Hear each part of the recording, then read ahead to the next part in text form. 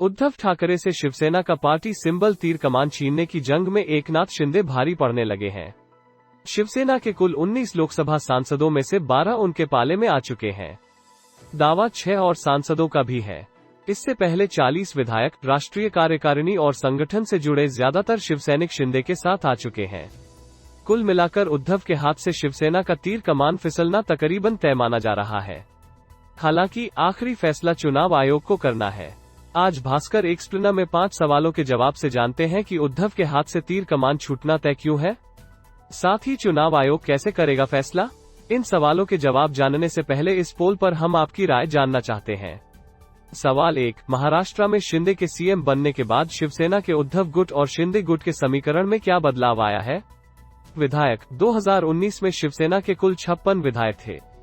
इनमें से एक की मौत हो चुकी है, यानी यह संख्या अब 55 है। 4 जुलाई को हुए फ्लोर टेस्ट में शिंदे गुट के पक्ष में 40 विधायकों ने वोट किया था। संगठन 7 जुलाई को ठाणे जिले के 67 कॉर्पोरेटर में से 66 शिंदे गुट में शामिल हो चुके हैं।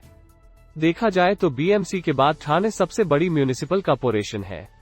इसके बाद डोंबिवली महानगरपालिका के 55 कॉर्पोरेटर उद्धव ठाकरे का साथ छोड़कर शिंदे के साथ मिल गए हैं। वहीं नवी मुंबई के 32 कॉर्पोरेटर भी शिंदे गुट में शामिल हो चुके हैं। इसके साथ ही शिंदे गुट ने 18 जुलाई को पार्टी की पुरानी राष्ट्रीय कार्यकारिणी भंग कर नई कार्यकारिणी का ऐलान कर दिया। मुख्यमंत्री एकनाथ शिंदे को शिवसेना का नया नेता चुन गया है। खास बात यह है कि शिवसेना ने पार्टी प्रमुख के पद को नहीं हटाया है, यानी उद्धव ठाकरे का पद जस का तस रखा गया है। सांसद शिवसेना के कुल 19 लोकसभा और 3 राज्यसभा सांसद हैं। इनमें से 12 लोकसभा सांसदों की शिंदे गुट ने मंगलवार यानी 19 जुलाई को लोकसभा स्पीकर के सामने परेड करवाई है। इसके साथ ही शिंदे गुट का दावा है कि 19 सांसदों में से 18 हमारे साथ हैं। स्पीकर ओम बिरला ने भी बागी गुट के नेता एकनाथ शिंदे समर्थक सांसद राहुल शेवाले को लोकसभा में शिवसेना के नेता के तौर पर मान्यता दे दी है। वहीं भावना गवली को शिवसेना की चीफ व्हिप के तौर पर बरकरार रखा गया है।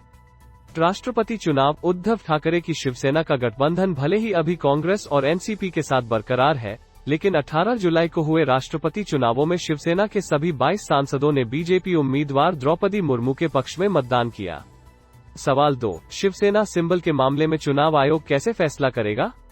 किसी मान्यता प्राप्त राष्ट्रीय या राज्य स्तर की पार्टी में कोई फूट होती है तो चुनाव आयोग फैसला करता है कि असली पार्टी किसकी है, यानी शिवसेना किसकी, इसे चुनाव आयोग ही तय करेगा। चुनाव आयोग को यह अधिकार the election symbols reservation and allotment order 1968 के पैराग्राफ 15 से मिलता है। आयोग पार्टी के वर्टिकल बंटवारे की जांच करेगा, यानी इसमें विधायिका और संगठन दोनों देखे जाते हैं। चुनाव आयोग बंटवारे से पहले पार्टी की टॉप कमेटियों और डिसीजन मेकिंग बॉडी की लिस्ट निकालता है।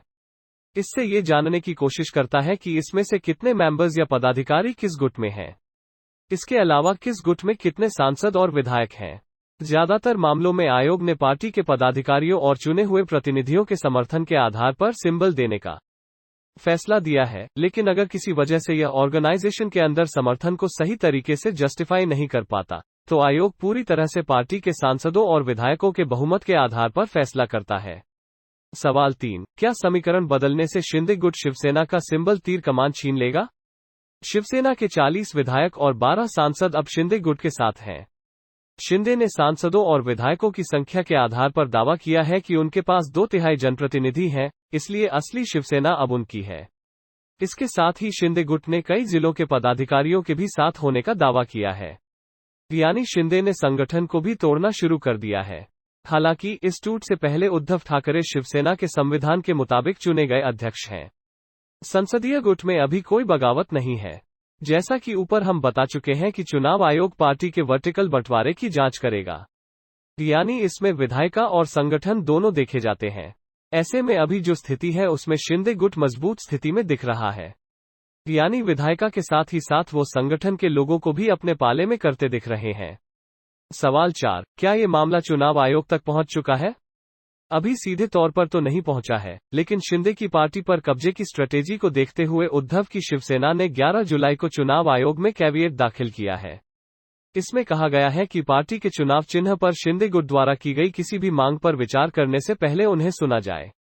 माना जा रहा है कि सांसदों के साथ आने के बाद एकनाथ शिंदे जल्द ही चुनाव आयोग के पास जाकर शिवसेना पर दावा पेश कर सकते हैं। सवाल 5, आखिर शिंदे शिवसेना पर कब्जा क्यों करना चाहते हैं? इस पूरे प्रकरण से यह साफ है कि बीजेपी का मकसद महाराष्ट्र में सिर्फ सरकार बनाना नहीं है, बल्कि वो उद्धव ठाकरे को राज्य में कमजोर करना चाहती है। साथ ही बीजेपी ऐसी शिवसेना चाहती है जो उसका सपोर्ट करे, न कि वो उसकी कॉम्पिटिटर हो।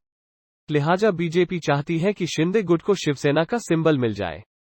इससे बीजेपी को आने वाले विधानसभा और लोकसभा चुनाव में शिवसेना के खिलाफ गुस्से का भी सामना नहीं करना पड़ेगा।